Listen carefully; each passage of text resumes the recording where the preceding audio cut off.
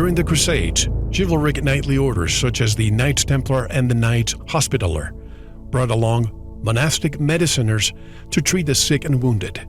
These mediciners not only employed the leading cures of medieval Europe, but also learned new methods from the local folk healers and Arabic healing traditions they encountered on their journeys.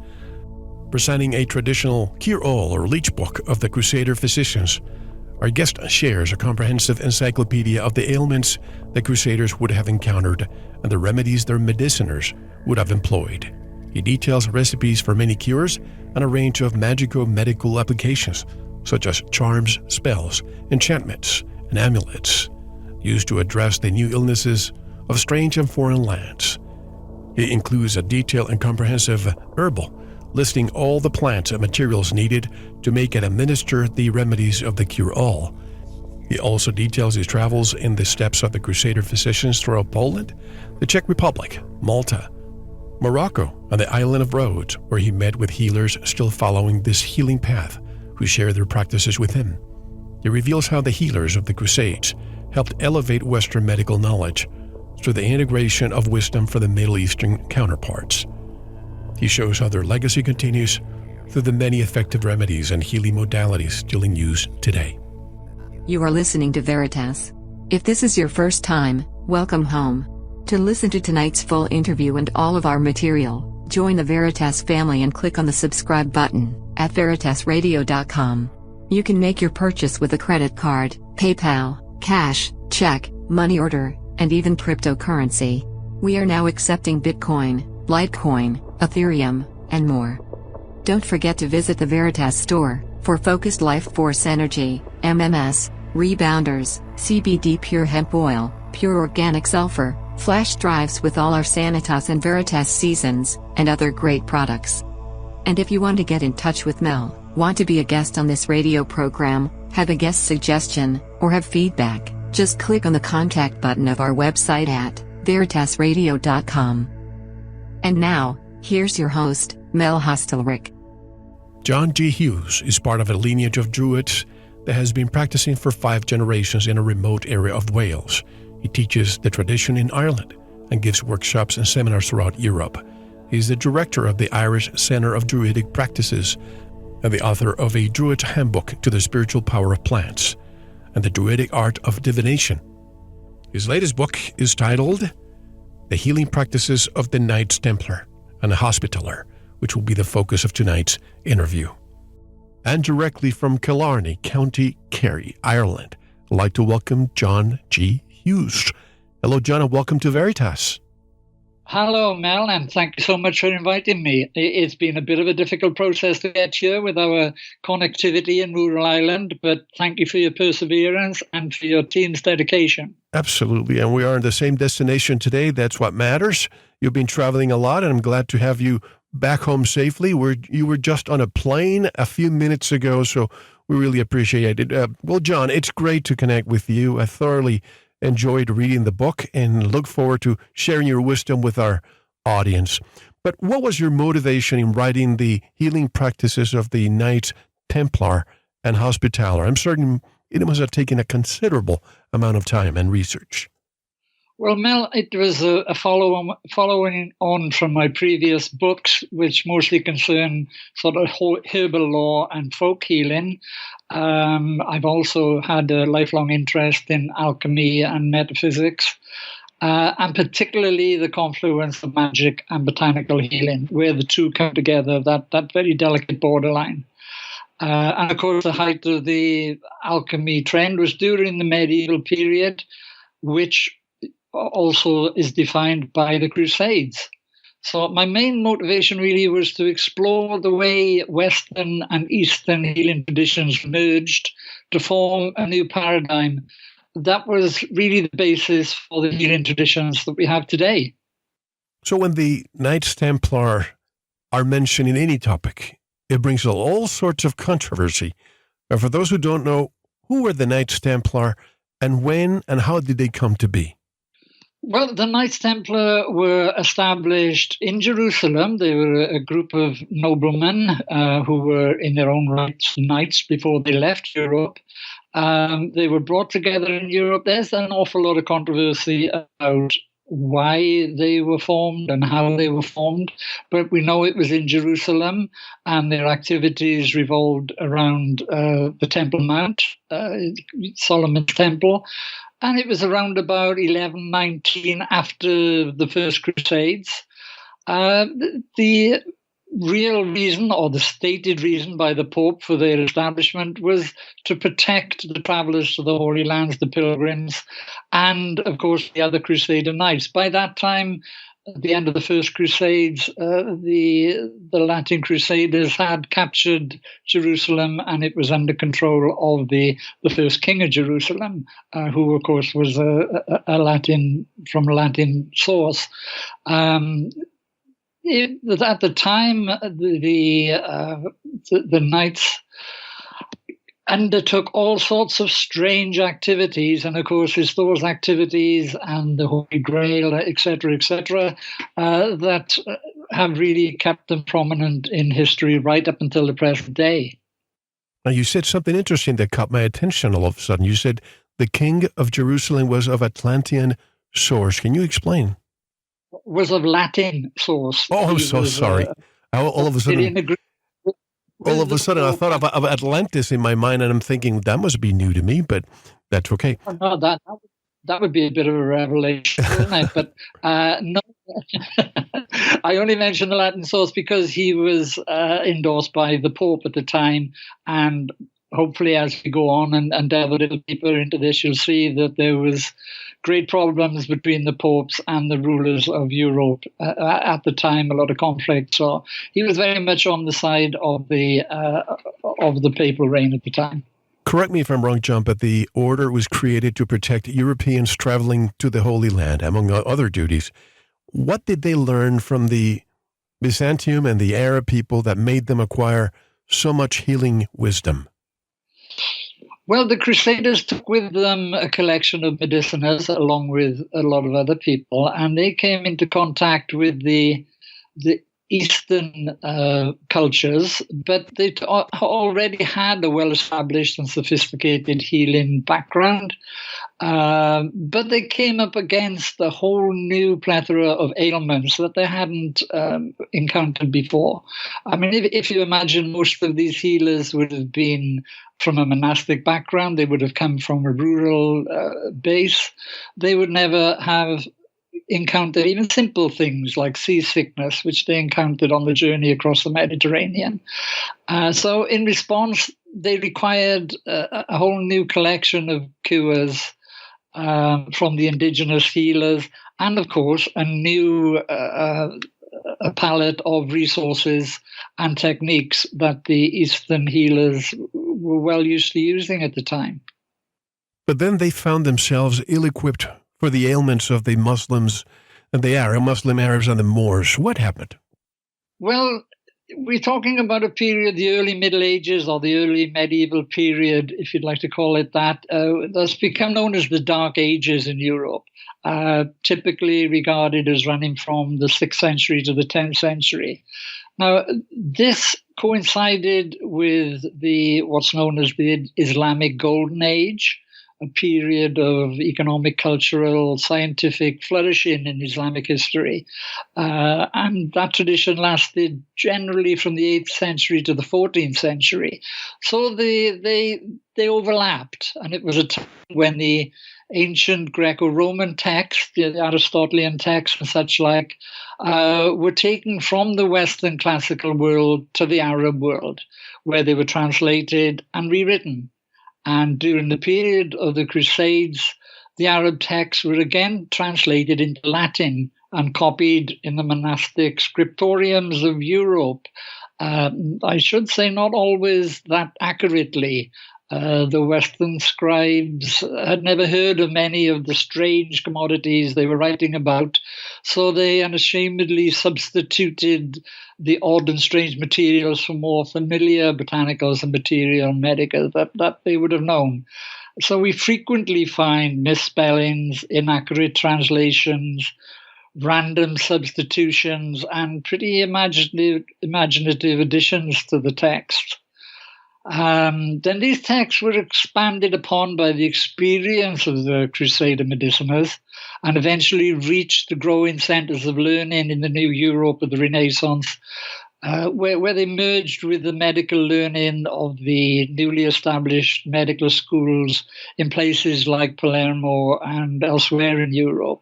So it was the beginning of a new age in medicine, one that we've all benefited from since.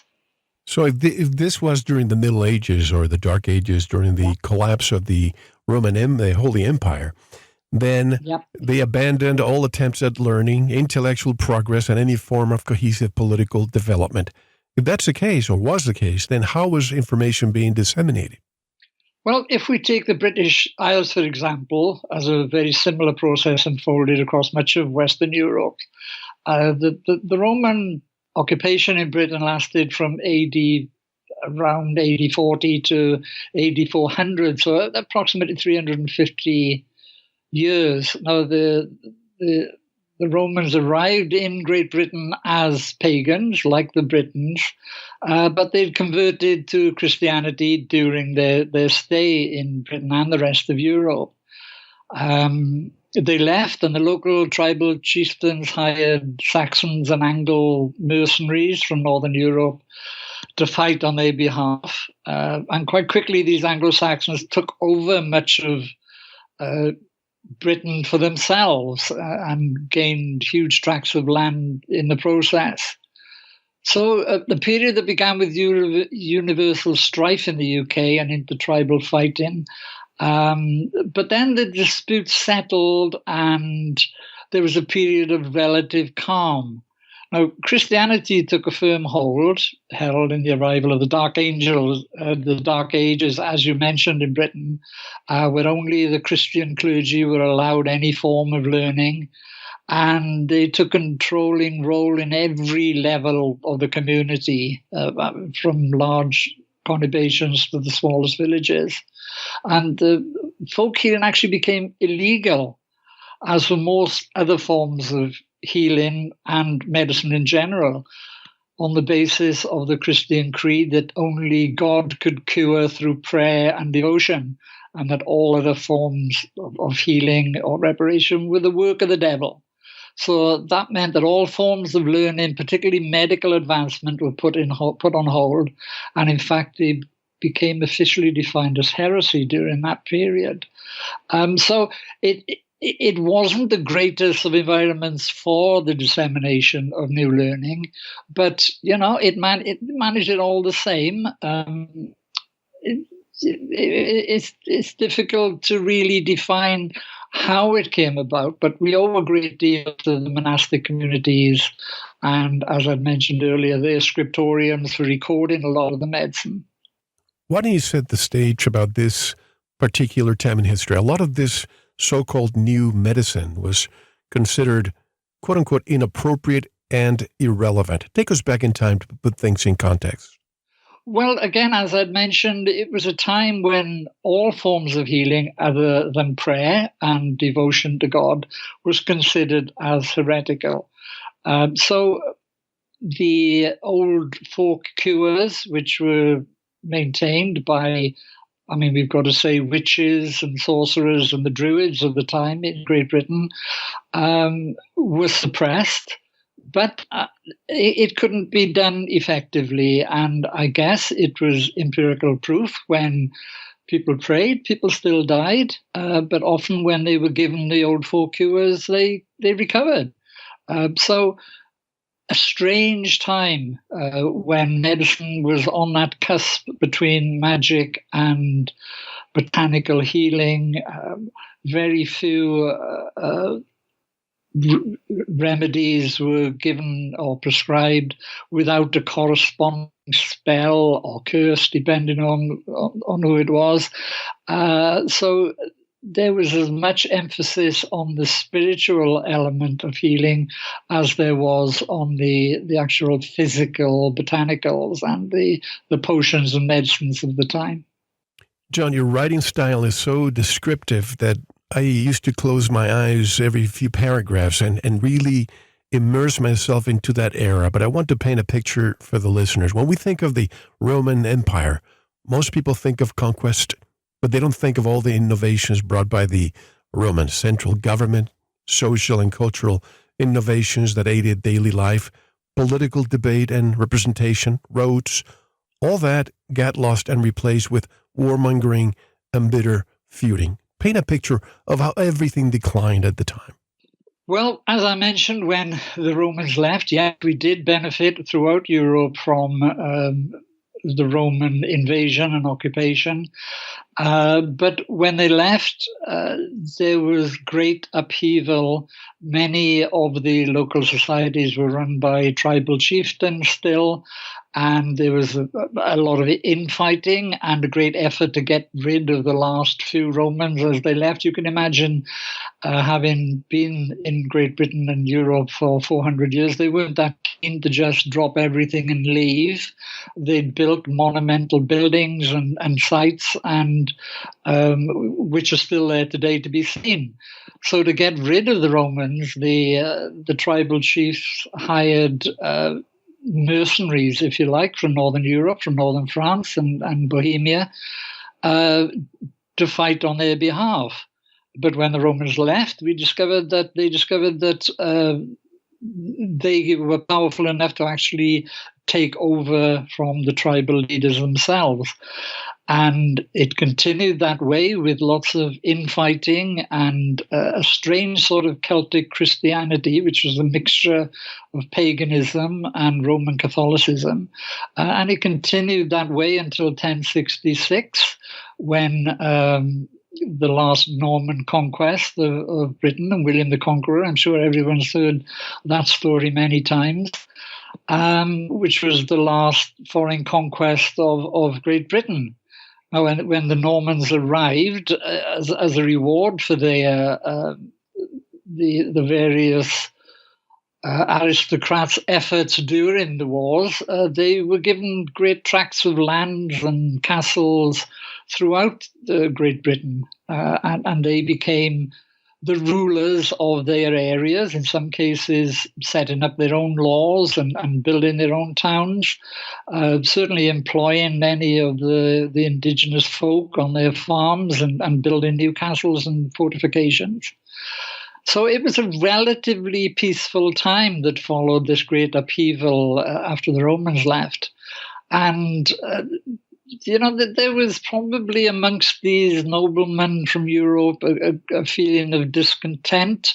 They weren't natural farmers. They were the princes and sons of the French aristocracy, and were used to a pretty active and exciting lifetime. So when the call to arms came at the Crusades, they were more than willing to set off on new adventures and leave what I'm sure they must have thought of very boring farming and the administrations of small villages to their sheriffs and lords that they left behind them, while they went off on this great adventure, the Crusades.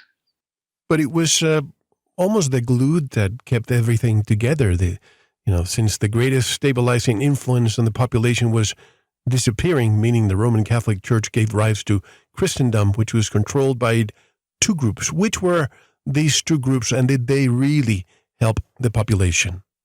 Well, it's difficult to say that, or to suggest that Britain was controlled by any particular group, if we are true to history, because there was no central organization. I mean, even when the Romans were occupying Britain, they did it in specific areas, and specific generals and people were given control of different areas.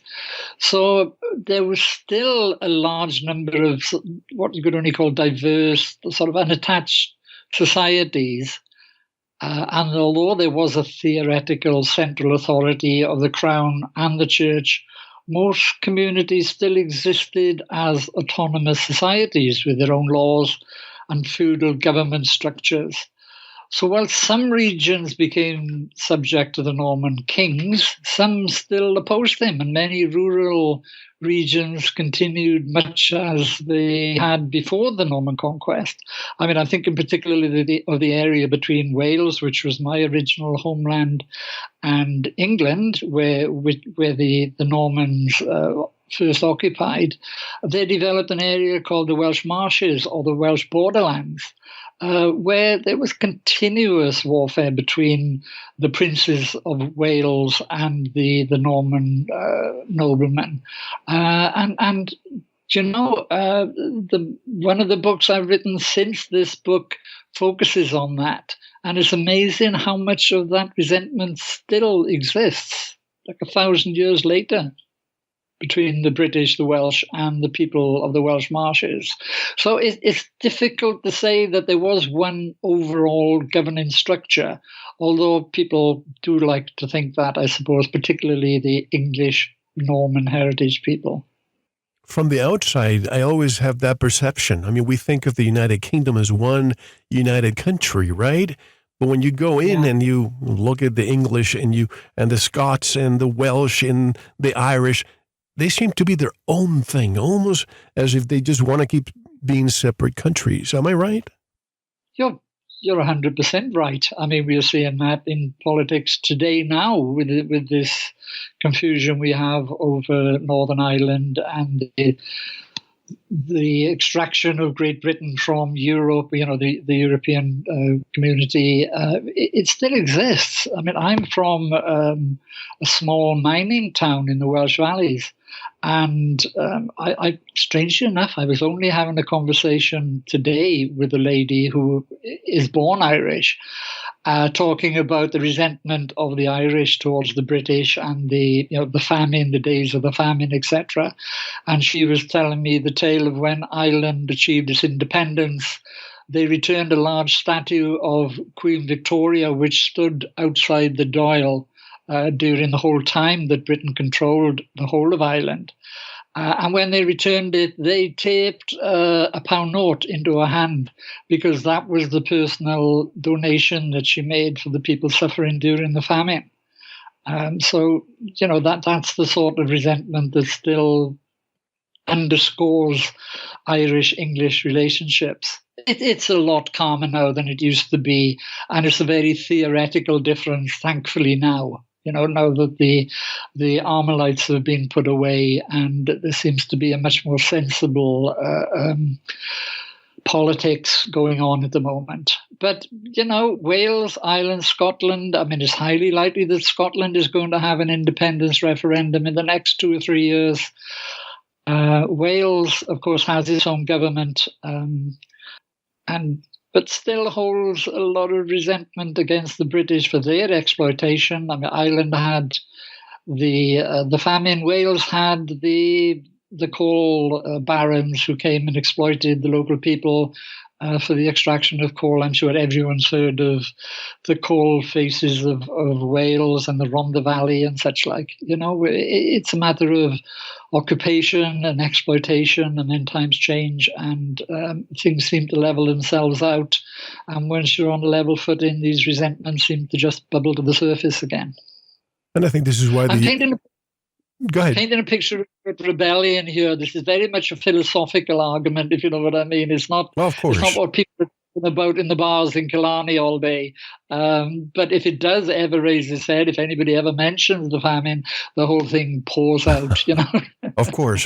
And this is why, even though the UK is no longer part of the European Union doesn't want the independence of the regions. For example, in Spain, you have Catalonia. They've been wanting to be independent for a very long time. Once one of those happens and there's a referendum, there's going to be war because they're not going to allow that domino to fall to other countries too. Well, it's never an easy solution, is there? There's never an easy political solution. But let's hope that we can avoid any sort of conflict like that, and it turns out to be a political, philosophical agreement rather than outright war. We've had enough of those, We've had a recent time here of sort of civil unrest. That's a very powerful word expression to use to an American after your history of the last few years, I know. But we've had this sort of rebellion against old-fashioned figureheads being portrayed as statues in time, the old slave traders and things. The statues standing in squares and things like that have occasionally been pulled down. And recently there was an argument about the statue of Winston Churchill in Parliament Square in London, that a lot of people now don't feel that he was such a hero, but he was a sort of child of the times during the Second World War. And the Welsh people have a huge resentment against Churchill because of his treatment of the striking coal miners in a town called Merthyr Tydfil, what's known as the Merthyr riots, where the local coal miners actually wanted to be paid with money instead of tokens, from which they could only spend in the coal barons' shops in the town. They wanted real money. So they went on strike, and Winston Churchill sent in the troops and made a point of having his photo taken stood on the railway station handing out bullets to the troops, and during the same day they shot 27 coal miners for rebellion. So, there's strange history. It's very complicated, and it's deep in the psyche. But thankfully, at the moment, it's buried very deeply, and we are not seeing any real manifestation of it on the ground. Well, you would think that we would learn from all the wars and all the death that we've experienced in the last century, but we keep repeating some of those mistakes again. And the same thing happens with questioning the science. You can't question medicine these days. It becomes heresy to even question. It's almost as if we're repeating some of the Dark Age moments in history. But before the Renaissance took hold, there was an age of early enlightenment during the 11th century. Again, the Crusades. But wasn't the Crusades a time of war? How was it enlightenment with war? Isn't that an oxymoron? Well, yes, you're right. You can see there's an example here that we can look at in the sort of microcosm of healing with the example of the monastic healers. The very people who were to become the Crusader mediciners, the healing monks that they took with them on the Crusades. Many of the monks were converts to Christianity during the period that we spoke about earlier, during the Roman occupation. And they converted as it spread across the islands. But previously, many of them were already folk healers or druids or conjurers, as we used to call the male witches in Britain. But they took with them the healing traditions of the old pagan world and the knowledge of the local botanicals and how to craft remedies, and yet spells, curses, and the use of amulets they took from their pagan past. But over time, inevitably, they employed those techniques within their new communities because they'd been proven to work, many of them. This is why we still see a presence of things like beekeeping, brewing, and herbal cures in monastic communities right up to the present day. And every monastery still has its physics garden with separate sections for culinary herbs, medicinal herbs, poisonous herbs. And in Devon, for example, where I've just come from, there's a famous medieval abbey called Buckfast Abbey, which still produces a product called Buckfast wine, which is a wine infused with herbs from their own physics garden. And, that's still available in most supermarkets and health stores throughout the UK. So it's possible to say then that the burgeoning period of the Renaissance was more a return to a time before the domination of the Christian church, a slackening of those extreme Christian doctrines that made medicine a heresy, and a merging of the new and the old into a new enlightenment, if you like. It's also important to discuss what happened in November 1095, which gave rise to the Holy Crusade, which began in April 1096, which were actually at least 9 individual crusades. A lot of people don't know that. And they lasted about 208 years.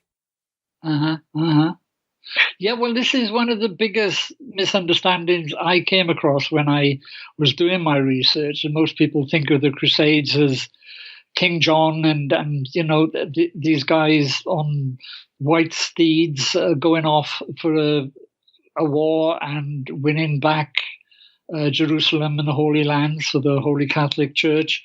But it was a long way from that. And apart from the first crusade, which was a victory by default, really, most of the other crusades were abject failures. And certainly we shouldn't be looking on the cohort of crusaders as being these knights in long white robes with the red cross on the front, with their shining swords and their immaculate white steeds. Very few of them actually were knights.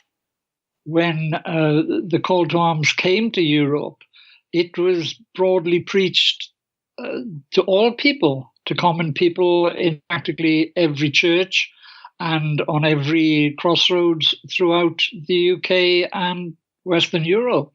And all sorts of people went on crusades, from the local farmers to the local sort of traders and all their employees.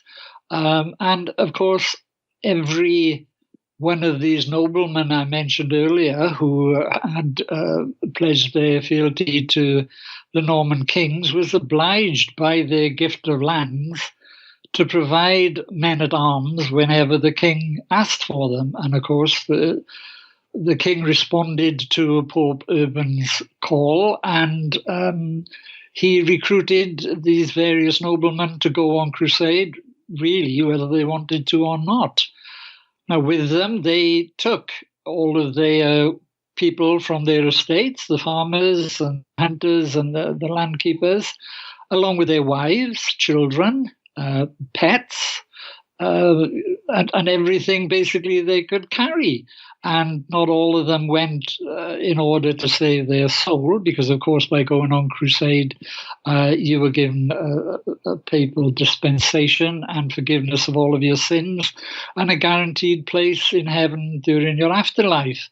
But there was also a great number that went with the aim of improving their health and their wealth, rather, and their general sort of status, because being a crusader had with it, or took with it, it attracted a degree of envy from the people who couldn't go.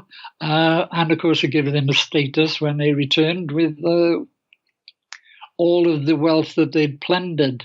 But I mean, what we had was a little bit of a ragamuffin band of people that trekked across Europe and then climbed into boats, sailed across the Mediterranean and marched through the Holy Lands.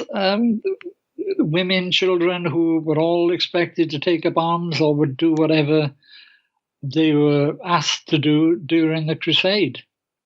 Obviously, we haven't discussed the medicine and the curative practices yet, which, by the way, I found fascinating, John, but we will. I wanted to set the stage. Pardon me. I wanted to set the stage first. Can you address two of the most widely misunderstood assumptions about the Crusades? Well, if I understand your question correctly, I think you're referring to the idea, that the Crusades as being a single campaign, which of course it wasn't. It was a long series of more than 9 successive crusades, as you mentioned, over a period of 200 years. Each of these crusades was given a sort of an apocryphal name. There was even a children's crusade, which was made up of the orphan children and the unwanted children from Europe. But the other misconception, as I mentioned, was the idea that a force of crusaders was made up from these knights in white tunics.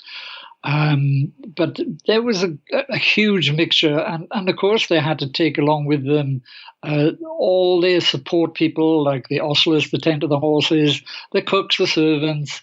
They took clergy with them, and most importantly for the subject matter of this book, they took mediciners. That's what I was referring to, John, the fighting men and their accompanying mediciners, right? Yeah. No, they were often their own men, men that were subject to them. But many of the men, whether they were knights or parents, peasants, would have taken their entire family because, of course, at the time, monks and the Roman Catholic priests could marry. So they would have taken their wives, children, their parents, their pets, the farm animals. On average, a crusader would have been away from home for around 2 years. So they took with them all the necessities and comforts they could carry in carts, hand carts, on pack animals. And as I said, a fair percentage joined the Crusades in order to find their fortune, in the hope of plundering what wealth they could as they travelled through the Holy Land, and Europe before they got there even. So you can see that the cohorts of the mounted Crusader knights were vastly outnumbered by a sort of ramshackle army of men, women, and children, and of course their mediciners who took with them all the things that they were familiar with from their home country and all the cures and remedies, their raw materials, in what they called a medicinous chest or medicinous casket, which they put on the back of their carts before they left. Now that we have the stage, I'm sorry, you were finishing your statement, sorry? I was just going to add something that may be overlooked by a lot of people when they think about this, as well as all of these practical physical things. They took with them a code of practice which had evolved during the Dark Ages, particularly, which most mediciners would have adhered to. And the one I quote in the book, because there were a number, is taken from the Red Book of Hurtgeist, which is an ancient Welsh text, which laid out both the sort of ethical standards and the practical standards that the mediciners were expected to maintain. So as well as the practical things like today's doctors and people, army doctors, if you like, who go off to war, they took with them all of their supplies, their instruments, which were predominantly taken from the craftspeople of the time, the chisels, the saws, the knives, etc., were all adaptations of the people used by the tradespeople that they came in contact with. But in addition to that, they did take a sort of ethical standards with them as well, which wasn't based on Christian morals, but very practical sort of community morals, if you like. Now that we have the stage set, we're going to move into the medicine aspect. What was the impact of the Crusades on advancing medical practices? Well, we could really sort of sum that up in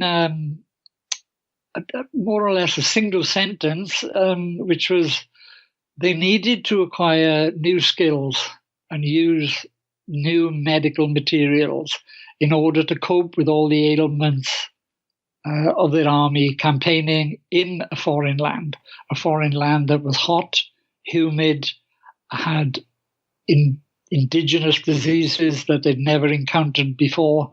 I mean, as I mentioned earlier, even seasickness would have been a strange disease, not to mention the sort of dysentery that inevitably came from the seasickness in a small medieval vessel traveling across the Mediterranean. And the ports that they departed from were a hotbed of, well, you can imagine so many men gathered together with their blood risen. It was a hotbed of sex workers, and there were huge outbreaks recorded of gonorrhea and syphilis, which to your rural doctor was a relatively unknown ailment. So that they had to come up with all of these new cures. Now, the saving grace was that they came in contact during their crusade, during their time in the Holy Land, with people and with materials that addressed these types of illnesses. I mean, if you can imagine someone from rural England serving a patient who'd been bitten by a scorpion, I mean, they wouldn't even have known what a scorpion was, leave alone how to address the bite or what to expect in the coming hours or days. So, we can only wonder at the ability to absorb all of these new illnesses and the new cures that they came into contact with. Many were written down, many were just maintained as an oral tradition. And we still see that right up until the present day, that some of this ancient healing has been recorded, as I mentioned, in the scriptoriums of the medieval abbeys and monasteries.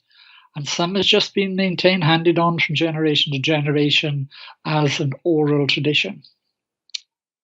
So the crusader, if you define the term, is a person who participated in any of the military expeditions. But reading your book, this is new to me, the mediciners. Who were they, and how did they obtain the knowledge to heal? Well, the mediciners were drawn mainly from the monasteries. And as I mentioned, most monasteries would have had a herbarium where the healer monk would have been based. And they would have drawn their knowledge from the indigenous knowledge of the folk around the local area. I mean, in those days, people didn't travel very far. So people living in, so we say, Shrewsbury, in the monastery in Shrewsbury, in the middle of England, would have been adept at cures and illnesses that occurred locally, and cures created from plants and other medical materials they could have gathered and foraged locally. So the mediciners had a sophisticated background of healing, using local commodities and addressing local ailments before they'd set out. So we weren't talking about, ignorant peasant folk instantly becoming doctors. They would have been experienced, trained herbalists, and I hesitate to use the word doctors because that would give them maybe more of a modern interpretation than they were. They were based mainly in two categories, and that was the physicians and the surgeons. The physicians were the people who would have been administering cures, putting on bandages, etc. The surgeons, pretty self-explanatory, would have been the people that were amputating people's arms and feet and legs and such like, which up until that time would have been done by the local barber or the local surgeon barber. There's an apocryphal story about the barber's sign, the red and white pole. Was originally during medieval times when it was first established, meant to represent a bleeding limb with a bandage wrapped around it, because these mediciners, surgeon barbers would have been found in every major conurbation. But they were used to dealing with sort of farm things, people who'd caught their hands in ploughs and cut their hands with axes in the forest and this sort of thing. So they would have been familiar with amputation and such like, but it was then the physician who would have they would have cauterized the wound with fire generally, or tar, but it would have been a physician then who would have come along and given the herbal remedies and the painkillers and the other sort of local herbal cures. Interestingly, I hope you haven't had much involvement with hospitals and surgeons in the modern day, but you might have noticed that the surgeons still maintain, as a matter of privilege, the title of Mr. as opposed to Doctor. Whereas if you visit a doctor, you'd call them Doctor whatever their name is. Surgeons, by tradition, are always addressed by the Mr. title, so they'd be Mr. whoever as a surgeon rather than doctor. And that comes directly from the fact that they were the surgeons and not the physicians. Interesting. I did not know that. But while you were talking, I'm thinking of nurses. I know nurses who have been who've been nurses for 20 or 30 years. And some of the knowledge they've acquired in their tenure in hospitals overshadows some of the doctors that come on in. It's like these mediciners. I'm sure the amount of patients, the carnage, the plagues, the epidemics they encounter for over 200 years resulted in a vast catalog or a journal, a diary. Can you discuss the range of ailments, some unfamiliar diseases too, which they had never encountered? Well, yes, many of the battlefield, of course, had battlefield hospitals that they set up as soon as they arrived in the Holy Lands.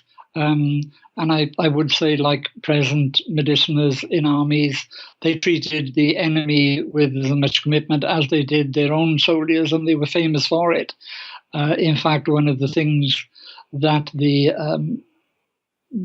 Arabs said about the Christians, one of their great traits was their kindness to their enemy. They were identified and singled out as being very kind to their enemies because of this.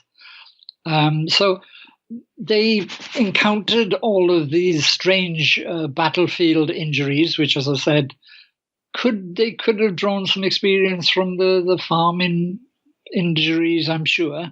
But one of the great things about the differences between Eastern and Western warfare at the time was that Western warfare had a tradition of horseback, mounted knights. So there was a lot of horseback confrontations, whereas the Arab world fought their wars on foot generally. So one of the big advantages that the Crusaders had during the First Crusade was the use of horses and their ability to charge through the ranks of the Arab foot soldiers. But the Arabs soon learned that if they brought down the horse, that the knight on the horse's back became very vulnerable, like a turtle turned on their back. Their armor wasn't designed for quick movement and ground warfare, if you like. It was more to do with swinging a huge sword from the back of a horse. So many of the injuries that they encountered of the Crusader army were to do with broken legs, crushed ribs, and ailments that arose from falling from your horse or being rolled over by your horse.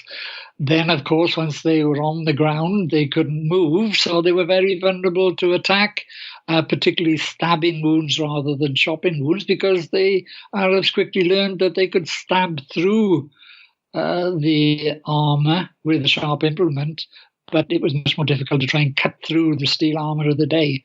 And of course, you can't forget that this was during a time of a burgeoning plague.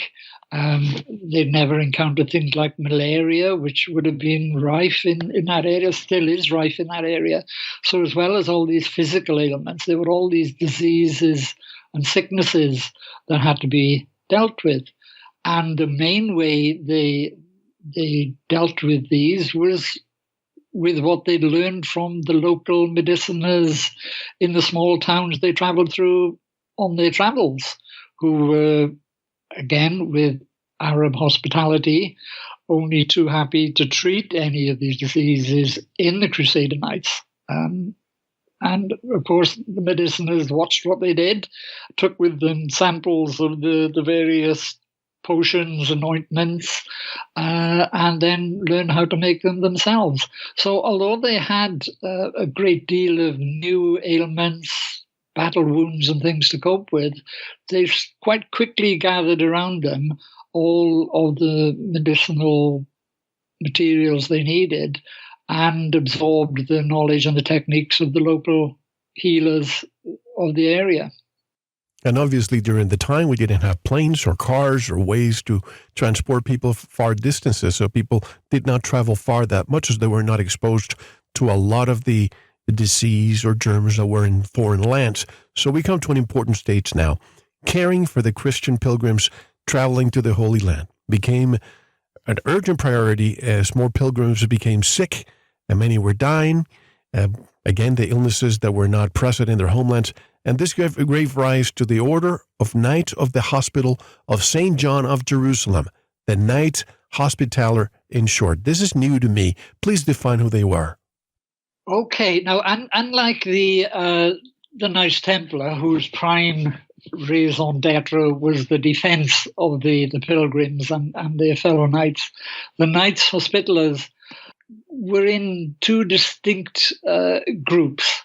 There was the military knights, who fulfilled a similar role to the the Knights Templar. But then there were the Hospitaller Knights, who were dedicated to the care of the sick and ailing.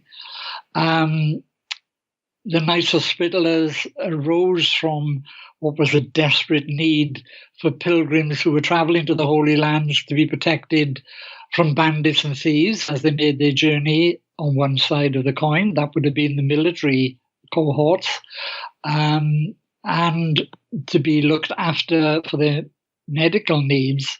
And that became the Hospitaller, the caring part of the order. Now, the order, again, like the Templars, was comprised of noblemen from most of the regions of Western Europe. They, like the Templars, took holy vows as warrior monks, and they took on a familiar garb you may well be aware of, which again was the long white tunic, but this time with a black 8-pointed star on the front, which many people will now identify as the Maltese cross, which we see today in the Order of Malta and St. John's Ambulance and things like that. They still maintain that, and they directly descended from the Knights Hospitallers. So they had both a military and a medicinal arm, and it grew even wider during their history. And they had a very long history, and they still exist today under different names, and they became known as different knights as they progressed through their history, as maybe we'll see as we talk more. And so that they were really, in many ways, much more versatile and much more of a servant to the community, to the knights themselves, and to the pilgrims than the Templars were. I mean, we'd have to say that the Templars, as well as being the protectors, were the bankers as well for the Crusaders, which is a whole other very, very important part of their existence. Let me add a quick parenthesis here. I don't mean to deviate, but I'm so curious to ask you this question. You might think it has nothing to do with our topic, but the largest United States embassy in the Western Hemisphere is located in San Salvador, El Salvador, on an avenue called the Knights of Malta Avenue. And I've received pictures of vehicles leaving with diplomatic the license plates, and they always have the Knights of Malta, the emblem, the 8-side star on the vehicles. What's the connection between the Knights of Malta and all of this, and why so prevalent? Well, it's become. Hopefully, we'll discover it on the Knights Hospitaller had their last sort of residency on the island of Malta in the Mediterranean, and that's where the cross for a time. First, I'm maybe jumping the gun in your questions a little here, but when Acre fell, which was the last Christian-controlled city in the Holy Land, when it fell, the Knights left the Holy Land entirely. They went to Cyprus for maybe 2 years, and then to Rhodes, where they flourished. And then they moved on to Malta, which was their last home, because they were thrown out of Rhodes by Suleiman the Magnificent, who laid them to siege, and they ended up surrendering the whole island. And they found a home under the king of Italy at the time, and they were given Malta for an annual rent of 1 falcon. Hence the Maltese Falcon, the famous film, and the rest of it.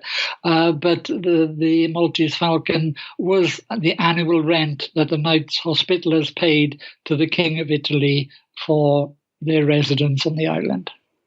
I love opening these doors that I didn't think of before. Yeah, right. I would say that the connection in the sort of Spanish parts of South America would be through the Spanish invasion and the Spanish conquest, taking with them Knights Hospitallers And I mean, there is evidence even of Knights Templars having visited the north of North America. But I mean, it wouldn't be unreasonable to assume that the emblem would have been taken with healing people from Spain to the new world, as we called it over our side, during the conquistadors. Maybe I'm not quite sure of the dates of all of that, but maybe if you were to look at it, you could find some correspondence there. Why were the Hospitallers so important? And did the only function, was it tending to the sick, or were they known for other duties too? Well, they provided protection and medical care for all the pilgrims, but not just those from their home states. They provided care for the local people as they were traveling through, for all of the wives. I mean, they were the midwives, if you like, and not forgetting that many of them, although they'd taken vows of chastity, many of them were married. There was a large cohort of sex workers taken with them as well. So they offered a service to everybody, basically. And I mean, if you can imagine these thousands of people traveling across a foreign land with their wives, their children, there would have been an awful lot of childbirth and illnesses and childhood illnesses and such like. So the Hospitallers, the healing cohort of the Hospitallers, became probably the most advanced medical practitioners on the planet at the time, and certainly the most experienced. And they spent their lives serving the sick and the dying, and even the military arm. Each of the knights, if they were in their home base, was required to spend part of their day tending to the sick in the hospitals they created. So it was a very caring organization for the time. It was a very brutal time, but they were sort of the caring people of that period, and the very knowledgeable mediciners. I guess we spent our first hour setting the stage because it's so important. We have to just discuss who they are, but some of the medicinal practices they have, some of the healing, the herbs, the things they use are so fascinating, and I want to get to the bottom of this when we come back in the second hour. But one question, and then I'll get your answer on the other side. Why is it, John, that most of these groups, the Knights Templars and the Hospitallers, have a long history of association? It almost gives a negative connotation with the secret esoteric groups, the Freemasons, the Rosicrucians, and even the Royal Antediluvian Order of Buffaloes and other organizations. But how can people buy the book, which I found fascinating, John? Fine. If you're going to take a short break, I'll address that when we come back, if that suits you. Sure, but just tell people how can they buy the book right now? Oh, right. Well, it was released in North America at the end of April. It's available worldwide now since the 5th of May. Any of hopefully your local or city-based bookstores, certainly Amazon and all the major online retailers would have it. It's published by Inner Traditions Bear & Co. So if there are any shopkeepers listening and they want to get stocks, I would imagine that would be where they would go. And you won't believe some of the healing modalities and some of the things they did back then, which you might have heard from your grandmother or your great-grandmother, but it's incredible. All of this when we come back with John G. Hughes. This is Mel Hostlerick, and you are listening to Veritas. Don't go anywhere. Thank you for listening to the first part of this important Veritas interview. To listen to the rest, and all of our material, proceed to the member section, or join the Veritas family by subscribing.